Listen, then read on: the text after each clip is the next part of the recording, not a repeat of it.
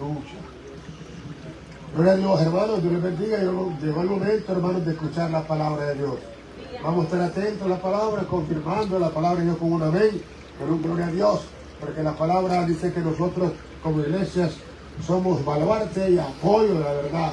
Si usted le dice amén, usted no está apoyando la verdad. Tenemos que, gloria a Dios, es palabra de Dios, y ahí estamos nosotros, verdad, como columna. Alabado Dios, dijo mi hermano Francisco Bajano, que es el mensajero que Dios va a usar en esta tarde. Él con nosotros, hermanos, y Dios los bendiga a todos. Gloria al Señor. Dios les bendiga a todos, hermanos. Le damos gracias al Señor Dios Todopoderoso por la hermosa oportunidad que el Señor nos concede de poder reunirnos, hermanos, como dice la Biblia. Mirad cuán bueno y cuán delicioso es habitar los hermanos juntos en armonía. Es como el buen óleo que desciende sobre la cabeza y baja, vea, por las vestiduras, vea, como el rocío de Hermón que desciende sobre los montes de Sión, porque allí envía Jehová bendición y vida eterna. ¿A dónde Dios envía la bendición? Donde está la unidad, donde está la armonía, donde está la fraternidad, donde, hermanos, estamos como un solo hombre, para que juntos podemos tributar la alabanza. Porque esto, hermano, la adoración puede ser personal y es válida cuando usted lo hace en un devocional, usted a solas adora a Dios, y eso sería muy importante que lo practiquemos en nuestra casa. Pero a nivel, hermanos, como iglesia, como congregación, los debemos de unir también. En el Salmo 33 dice: venid, aclamemos alegremente a Jehová y cantemos con júbilo a la roca de nuestra salvación. Lleguemos ante su presencia con alabanza, aclamémosle con cántico, porque Jehová es Dios grande. Desde la casa de Jehová os bendecimos a los que vienen en el nombre del Señor. Nuestro hermano que nos acompaña, nuestro hermano Ernesto, bienvenido a este lugar. La iglesia le dice bienvenido. Bienvenido. Y a los que nos están sintonizando por las redes sociales también les decimos bienvenidos, ¿verdad? Probablemente no estén físicamente, pero a la distancia nos estamos comunicando, porque la palabra llega a donde está la necesidad. La palabra nunca volverá vacía, sino que será prosperada y será, hermanos, hará lo que Dios quiera que la palabra haga. Así que es una bendición, hermanos. Después de haberles saludado, los voy a invitar a que abran sus Biblias y busque en la segunda carta que el apóstol Pablo le escribe a su hijo Timoteo. Segunda carta a Timoteo, capítulo 4. Amén. Vamos a leer, hermanos, desde el versículo 9, Segunda carta a Timoteo, capítulo 4, versículo 9 en adelante. Si ya lo encontró, me puede contestar con un amén. Creo que todos lo tenemos. Damos lectura a la palabra del Señor y lo hacemos tal como está escrito, honrando al Padre, al Hijo y bajo la unción de su Santo Espíritu. La letra nos dice de la manera siguiente: procura venir pronto a verme, porque Demas me ha desamparado. Amando este mundo se ha ido a Tesalónica. Crescente fue a Galacia y Tito a Dalmacia. Solo Lucas está conmigo. Toma a Marcos y tráele contigo, porque me es útil para el ministerio. A Tíquico lo envié a Éfeso. Trae cuando vengas el capote que dejé en Troas, en casa de Carpo, y los libros, mayormente los pergaminos. Alejandro el calderero me ha causado muchos males. El Señor le pague conforme a sus hechos.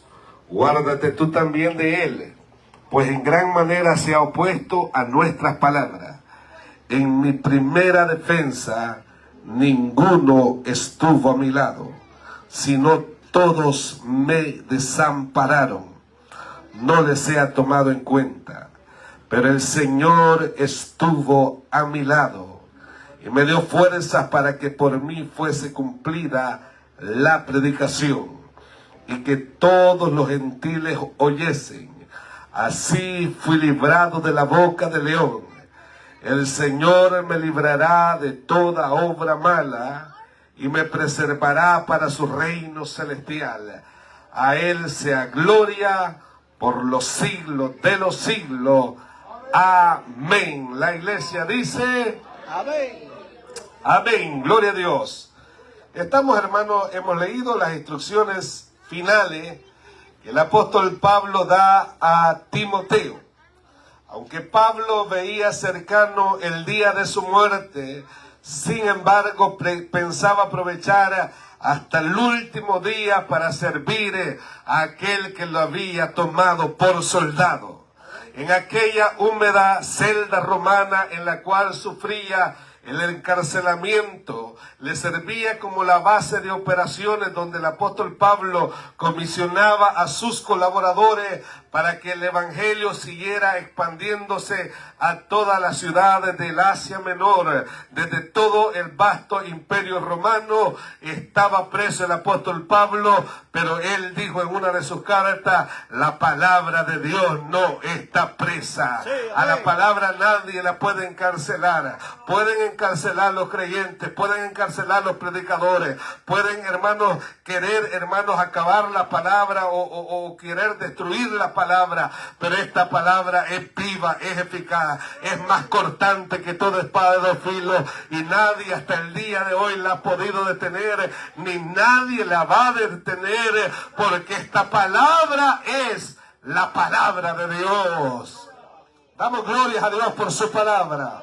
La sociedad bíblica unida compró esa propiedad, y de la casa del hombre que era enemigo del evangelio se siguieron imprimiendo más Biblia. Bendito sea el nombre del Señor. A la Biblia, hermanos, nadie la ha podido detener. Hermanos, quiero decirles que han habido muchos enemigos de esta palabra, pero hasta el día de hoy nadie la ha podido detener, porque es palabra de Dios.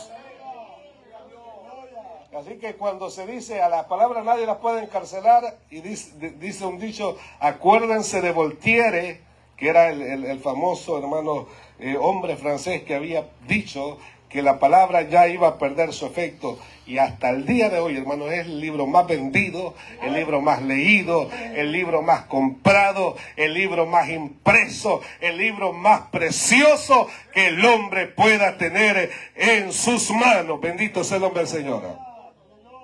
El encarcelamiento del apóstol Pablo, hermanos, probablemente se dio cuando está en Troas, probablemente ya en su cuarto viaje misionero. Ya había pasado otros encarcelamientos, que había estado, hermanos, allá en Corinto y probablemente en Éfeso, de donde también había escrito algunas de las otras cartas. Pero nunca el apóstol Pablo, estando en la cárcel, se había desanimado, pues él entendía que esa era la voluntad de Dios. Muchas veces no vamos a entender el momento que estamos pasando, pero si usted cree en el Señor, Dios va a utilizar el mal momento que esté pasando en favor del evangelio, para que la obra de Dios siga hacia adelante. Cuando le escribe a los filipenses, les dice: quiero que sepan, hermanos, que mis prisiones han servido para el avance del evangelio, pues mis prisiones han sido patentes a todo el pretorio. El pretorio era la guardia real, y al apóstol Pablo le habían encadenado cada turno un diferente guardia romano, de tal manera que cada vez que le encadenaban a un guardia romano era una oportunidad para predicar el evangelio, que de otra manera los guardias de la casa real en Roma nunca quizás hubieran escuchado, hermanos, la predicación de la palabra. Pero al estar en la cárcel el apóstol Pablo, Dios utilizó ese momento para que el pretorio, los romanos o la guardia romana más, hermanos, despiadada y más leal al emperador de Roma, pudiera escuchar el evangelio que liberta la vida. Probablemente el apóstol estaba detrás de los barrotes, pero su alma era libre para predicar esta palabra. Hay personas que están libres siendo esclavos del pecado. Y hay personas detrás de las calabozos, detrás de barrotes, que son verdaderamente libres. Porque dice la Biblia que si el Hijo os libertare, seréis verdaderamente libres. ¿Cuántos libres hay aquí? Bendito sea el nombre del Señor. De alguna manera, hermanos, podemos encontrar muchas cosas buenas en los momentos malos, en los momentos difíciles, en los momentos de dificultad en nuestra vida. Y de alguna manera el apóstol Pablo está escribiendo la última carta y en ella deposita lo más íntimo. Y de alguna manera lo que está haciendo, está pasando la estafeta o está pasando el relevo a Timoteo y dando los últimos encargos, porque el apóstol Pablo entiende que el tiempo de su partida está cercano, pero que sin embargo ha peleado la buena batalla de la fe, ha guardado la fe, ha coronado la carrera, y por lo demás le está reservada la corona de justicia, la cual el Señor justo le había de dar a él. Pero dice él, no solo a mí, sino que a todos los que aman y esperan su venida. Bendito sea el nombre del Señor. Tengamos en cuenta, esa es la última carta y probablemente son los últimos días. No sabemos si les quedan meses o días, pero no más de meses, hermano. Y cualquiera que sepa que su final está pronto, obviamente la tristeza le invade. Y tiempo atrás encontramos ahí mismo en Filipenses, cuando está, hermanos, en estrecho y no sabe qué escoger, si quedarse en este mundo por causa de la iglesia, por causa de los hermanos, o partir a estar en la presencia del Señor, lo cual él dice que es muchísimo mejor, pero por causa de los hermanos quisiera quedarse. Bueno, en este momento ya no dice de esa manera, porque entiende, hermanos, que ya cumplió su labor en este mundo, y cuando ya cumplió su labor, lo que debe de hacer, hermanos, es arreglar su casa, porque pronto van a venir por él. Gloria sea el nombre del Señor. Bendito sea el nombre del Señor. De alguna manera, ya en este último capítulo hay dos partes en segunda de Timoteo, que es lo que es concerniente a la falsa doctrina, donde le dice a Timoteo que le encarezca delante del Señor Jesucristo, que predique la palabra a tiempo y fuera de tiempo, redarguya, reprenda, corrija, exhorta con toda paciencia y doctrina, porque vendrán tiempos que no subirán la sana doctrina. Y hay instrucciones acerca de cómo guardar la doctrina o la sana doctrina, pero también hay instrucciones personales de las cuales estamos hablando. Y está hablando personalmente porque le dice, procura venir pronto a verme. La situación es que ahora, después de tener un ministerio tan fructífero, que en el libro de Romanos dice, todo lo he llenado del Evangelio, desde Jerusalén hasta Ilírico, toda Asia lo he llenado del Evangelio. Un ministerio próspero, un ministerio fructífero, un hombre que levantó iglesias por toda Asia Menor y llegó a Europa y levantó Asia, y cuando iba a Jerusalén iba a predicar el Evangelio. El hombre que ayudó a muchísima gente, probablemente a miles de personas, después de haber hecho esa noble labor, ahora está en una húmeda celda romana y está solo. ¡Qué contradicción, qué paradoja! ¡Qué terrible situación! Que aquellos que un día fueron el estandarte de la iglesia, que levantaron el pregón del Evangelio, hay veces que se van a sentir solos, que nadie los visita, que no tienen una palabra de ánimo, que nadie les llama, que se sienten abatidos. La soledad es parte de la vida del ser humano. Y la soledad es una mala consejera. Porque de alguna manera en esos momentos cuando nos sentimos solos, llega la voz de Satanás a decirle, todos te han desamparado, nadie te quiere, nadie está contigo. A Job, hermanos, cuando está pasando la prueba, está sufriendo una prueba terrible. Ha perdido los hijos, ha perdido el ganado, ha perdido los bienes, ha perdido hasta la señora que se le volvió en contra, ha perdido los amigos, está solo, pero él tiene una luz de esperanza y sabe que su Redentor vive, que su Redentor está ahí con él.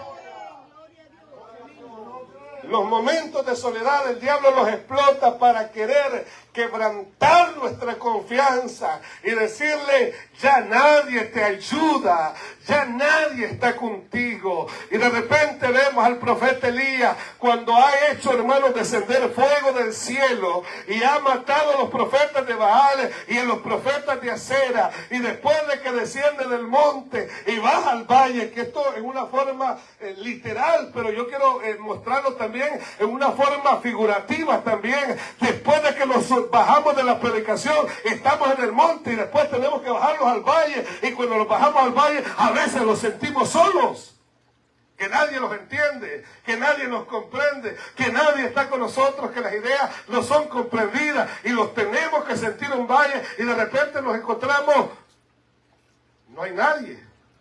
No hay nadie con nosotros. Y Elías dijo, a todos han matado a filo de espada, me buscan a mí y solo yo he quedado. Y esa es soledad. Y la soledad es una mala consejera. Y la soledad le dice a Elías, vete a cualquier lugar, y él agarra el camino y se va hasta Berseba, y debajo del enebro ahí se acuesta deseando morirse.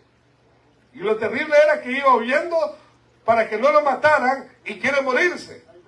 ¿Y cómo es que quiere morirse y va huyendo de que lo maten? Es una contradicción, pero es que está en el momento de la prueba. La soledad es terrible.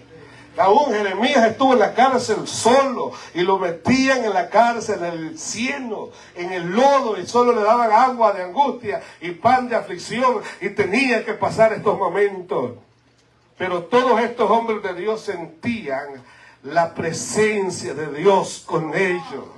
Todos me han desamparado, pero hay uno que nunca nos ha desamparado. Hay uno que nos ha dicho, yo estaré contigo todos los días hasta el fin del mundo. Si tus amigos te han desamparado, hay uno que no te ha desamparado. Si tu familia te ha desamparado, hay uno que es mejor que la familia. Hay uno que no importa la condición que esté, si estás en pobreza, el Señor está contigo.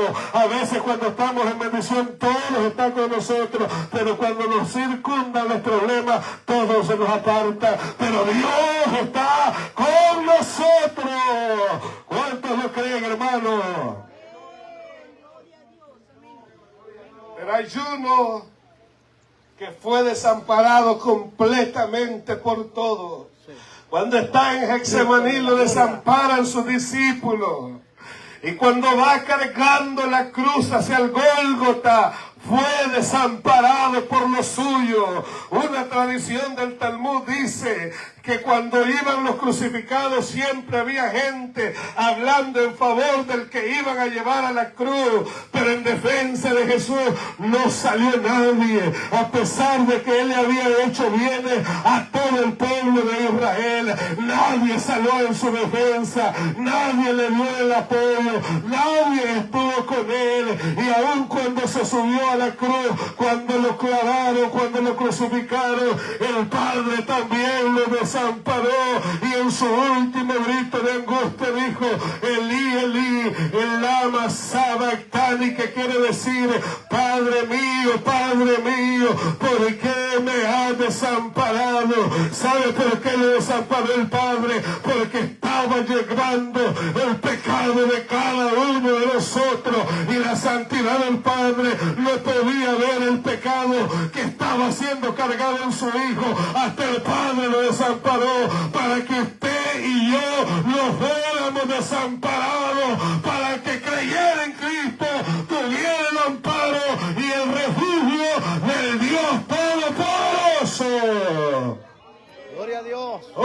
Aleluya. Tiene que doler, tiene que sentir esa angustia, esa aflicción, para que sea prueba. Prueba no es que usted pierda las pilas del control remoto, eso no es prueba. O prueba no es que se le pinche la llanta del carro, eso no es prueba. A cualquiera le pasa, ni prueba es que pierde el trabajo. A mucha gente pierde el trabajo y no anda llorando. Prueba es que le duela, que sienta angustia, que sienta que nadie esté con usted, que en el momento más difícil no reciba una llamada. Y no es que los hermanos no lo quieren, los hermanos lo quieren, pero es para que usted se dé cuenta que en el momento más difícil solamente está el Señor a nuestro lado. Solamente el Señor, hermano. Cuando el apóstol Pablo habla de diferentes circunstancias por cuales está solo, menciona varios colaboradores que lo han desamparado. Y en primer lugar dice Demas. Demas lo encontramos como un colaborador allá en Colosenses 4:4. Era un fiel colaborador. Y lo encontramos en Filemón 1:2, que había trabajado y había estado al lado del apóstol Pablo, pero que ahora le había gustado el mundo y se apartó del apóstol y lo abandonó. Por eso le digo que en los momentos donde todo está bien y la vida le sonríe, muchos amigos tiene el hombre. Pero cuando la vida le es contraria, cuando los vientos son adversos, cuesta que tengan amigos los hombres. Y el en su primero y en su segundo viaje misionero. Y estos siervos tienen que cuidar la obra de Dios en aquel lugar. O sea, uno lo había abandonado porque había amado este mundo, pero estos estaban trabajando por el Evangelio. El otro colaborador que es mencionado es el médico amado Lucas. Y hay que tomar en consideración esto, hermano. Lucas había dejado de ejercer la medicina por acompañar a Pablo en todo el viaje misionero. Había dejado una carrera que era muy importante para escribir la vida del apóstol Pablo. Acordémonos que Lucas escribe el tercero de los evangelios, que lleva por nombre o el título su nombre, que es el Evangelio de Lucas, y también escribe todo el libro de los Hechos. Quiero decirle que si hubiera ejercido su carrera de médico, nadie se acordara de Lucas, pero al escribir las memorias del apóstol Pablo, ahora conocemos a este hombre y quedó para la posteridad con un nombre fiel que se mantuvo con el apóstol en los últimos años de su vida. Quiero decirle que necesitamos más Lucas en nuestros días. Gente fiel, gente colaboradora y gente que no abandone a los hombres de Dios. Sea lo que estén pasando, pues no es fácil, hermano, que digan, vayan a la cárcel y decir, tú vienes a visitar al que ha sido acusado de esto y de lo otro. No es fácil, eso causa vergüenza. Por eso es que le dice a Pablo, a Timoteo, que no te avergüences de dar testimonio de mí, preso suyo. Porque daba como pena el ir a la cárcel y decir, yo vengo a ver al apóstol Pablo o vengo a ver a Saulo, y después le leían los cargos que tenía y obviamente lo acusaban de cosas, hermanos, que no, ni por cerca era probablemente, pero tenía que tener valor o valentía de decir, yo conozco a Julano y es una buena persona, porque estaba siendo acusado. Pero Dios bendiga a este hombre, bendito sea el nombre del Señor, que se mantuvo firme. Dijo, Lucas está conmigo. Y de ahí, hermano, leemos acerca de Marcos, que Marcos es Juan Marcos, o sea, el escritor del segundo de los evangelios. Y le dice, tráete a Marcos, tráete contigo, porque me es útil para, bendito sea el nombre del Señor, el ministerio.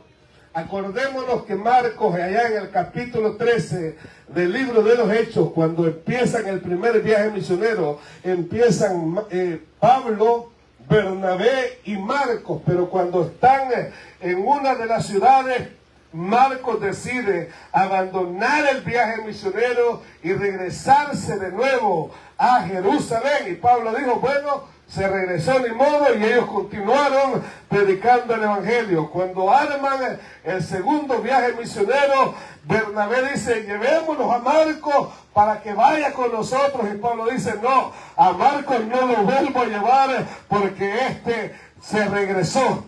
Y ahí hubo división entre Pablo y Bernabé. Y Pablo se fue con Silas y Bernabé se fue con Marcos. Y en ese momento Marcos no le era útil al apóstol Pablo para el ministerio. Bendito sea el nombre del Señor. Hay que tener cuidado, hermano, cuando nos comprometemos en la obra. Si usted se compromete, tiene que cumplir en la obra del Señor. Y aquí vemos la importancia de ser útil en el evangelio. Cuando somos obedientes, somos útiles para la obra, pero cuando somos desobedientes, no somos útiles en el ministerio. Bendito sea el nombre del Señor. No es fácil, cualquiera puede decir, ¿qué resentido es Pablo? Pero estamos hablando de algo serio. Si la iglesia es enseñada, hermanos, a tirar el yugo, a ir cuando a mí me da la gana, así se va a crecer en el evangelio y vamos a estar, hermanos, sin darle la debida importancia al ministerio que nos ha sido encomendado. Como ministro, bendito sea el nombre del Señor, debemos de ser útiles en el evangelio. Todos los que predicamos, hermanos, desde este lugar, no solo somos llamados a predicar, somos llamados a ser útiles en el evangelio. Las hermanas son llamadas a ser útiles en el evangelio. Los hermanos son llamados a hacer algo en la obra del Señor. A veces pensamos, bueno, yo estoy ahí y nomás voy, pero no tengo ningún compromiso y yo estoy bien. Y eso no está bien, hermano. Tenemos que hacer algo en la obra. Si Dios ha mandado, digamos, siervos inútiles, somos porque solo hicimos lo que se nos ha encomendado. Los que no han hecho lo que se les ha sido encomendado no llegan ni a inútiles. Bendito sea el nombre del Señor. Pero Dios quiere que seamos útiles en la obra del Señor. El hombre de Dios tiene que ser útil para toda buena obra. Gloria sea el nombre del Señor. Y esto implica en todas las áreas, hermanos, en todas las facetas en las cuales nos desenvolvemos como cristianos. En la área espiritual, cuando nos piden una oración, cuando nos piden, hermanos, un consejo, cuando nos piden, hermanos, una palabra, usted tiene que ser útil para entregar el consejo, la palabra o la oración a tiempo. Cuando somos, hermanos, trabajadores, tenemos que ser útiles para que la gente se dé cuenta que por medio de nuestro testimonio la gente vea y glorifique a nuestro Padre que está en los cielos. Debemos de ser útiles en nuestro trabajo, en la casa también debemos de ser útiles en nuestros hogares. No es posible que seamos útiles para todos los lugares, pero menos para el hogar. Eso sería, hermanos, dar un mal ejemplo. Y él dice en la Biblia que el que no provee para su casa ha negado la fe y viene a ser peor que un impío.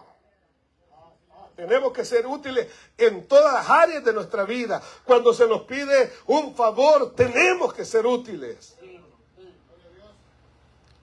Antes Marcos no era útil, ahora es útil. Y eso nos habla de segundas oportunidades. De que si decimos algo malo lo podemos remediar. Que podemos cambiar nuestra situación. Que si antes no estábamos dispuestos a servir al Señor, hoy puede cambiar tu vida. Hoy en este momento puedes hacer compromisos con el Señor y comprometerte para servir en la obra del Señor. Gloria sea el nombre del Señor. Por último, hermanos, quiero hablar acerca de la importancia de las cosas pequeñas en la vida del apóstol. Le dice, bendito sea el nombre del Señor, trae cuando vengas el capote que dejé en Troas.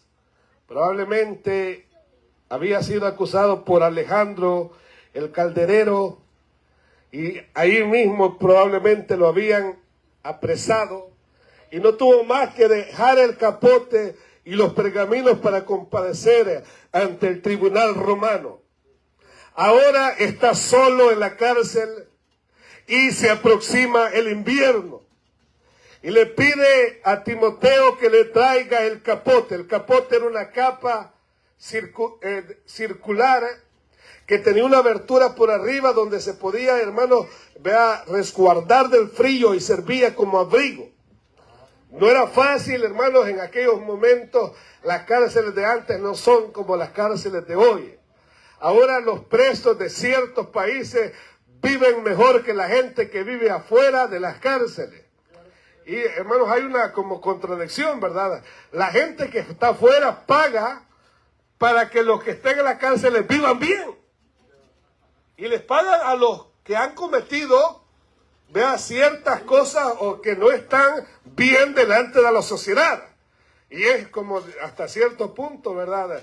Como contradictorio que un preso esté mejor que el que trabaja para que ese preso esté bien en la cárcel.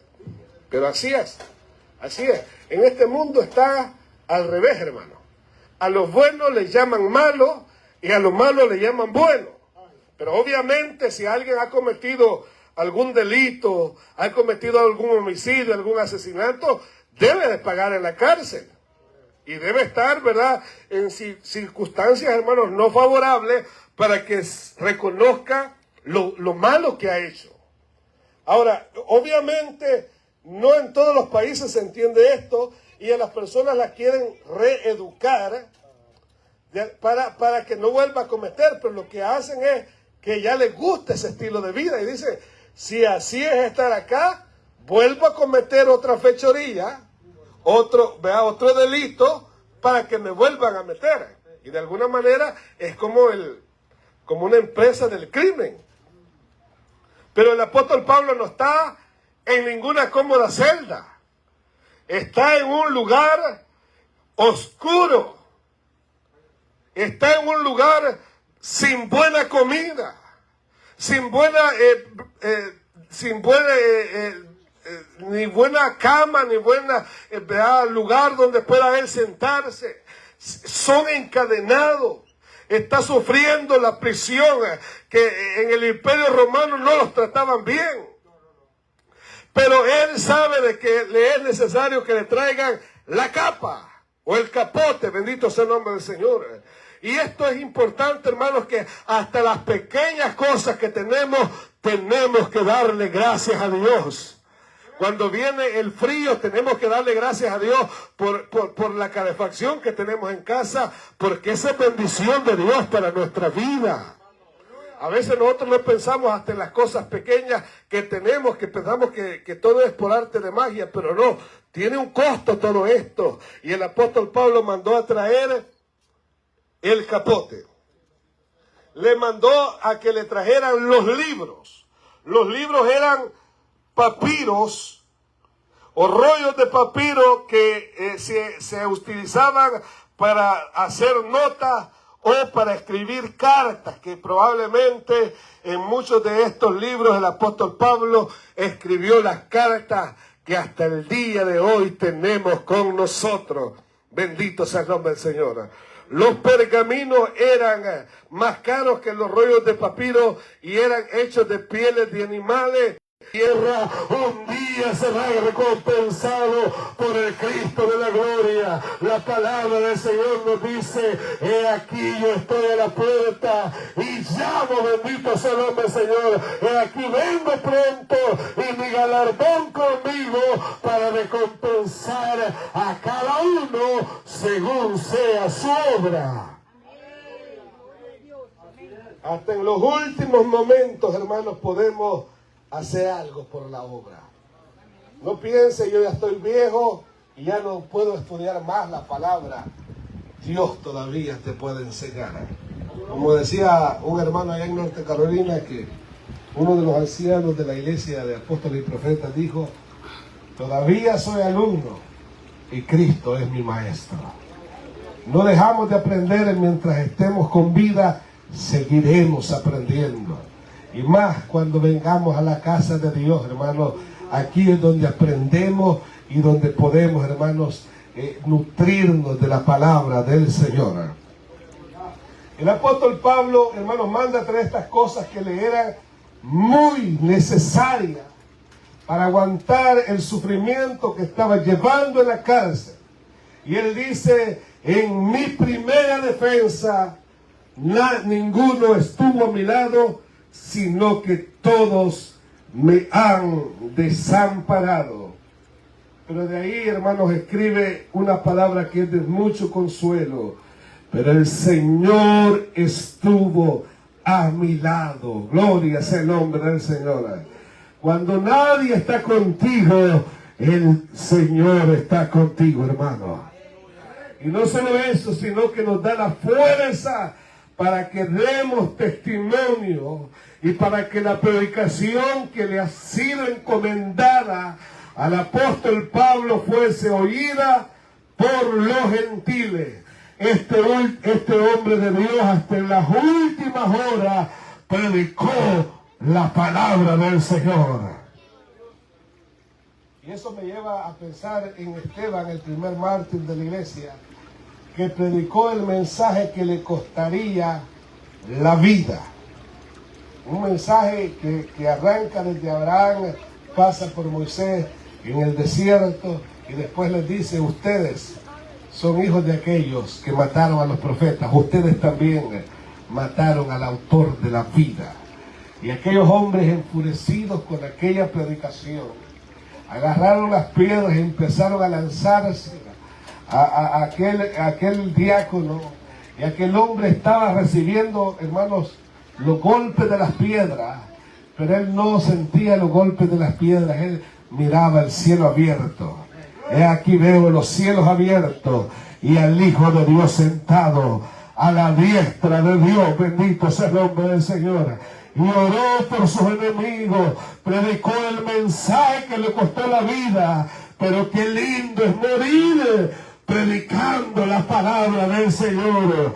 Gloria sea el nombre del Señor. Si alguna vez se muere, que se muera, hermanos, predicando la palabra del Señor. Hay gente que ha tenido ese enorme privilegio, que cuando están predicando, murieron. Qué privilegio más grande, anunciar al Cristo de la gloria y ser recibido en el reino de los cielos. Dice el apóstol Pablo que así fue librada la vida de él de la boca del león. El Señor me librará de toda obra mala y me preservará para su reino celestial. A Él sea la gloria, el imperio por los siglos de los siglos. Y damos a gloria a Dios por esa carta. En los momentos más difíciles de nuestra vida, las palabras sirven de mayor consolación. Vamos, hermanos, ahora a elevar una oración al Señor.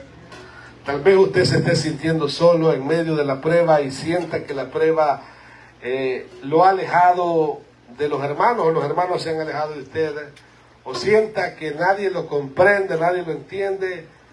Tenga confianza, el Señor está con usted. Cuando a Daniel lo metieron aquí en aquel foso de los leones, tampoco nadie estaba en ese foso, pero allí llegó el ángel de Dios. Y cuando el rey, hermanos, en la mañana siguiente llegó a decir: Daniel, el Dios en quien tú confías te ha podido librar. Él dijo: oh rey, para siempre vive. Mi Dios envió su ángel, el cual me guardó de la boca de los leones. Bendito sea el nombre del Señor. Así guardará nuestra vida de toda obra mala que ha sido, hermano, planeada por Satanás en nuestra contra. No sé si alguien tiene alguna petición en esta hora. Nuestra hermana Patricia.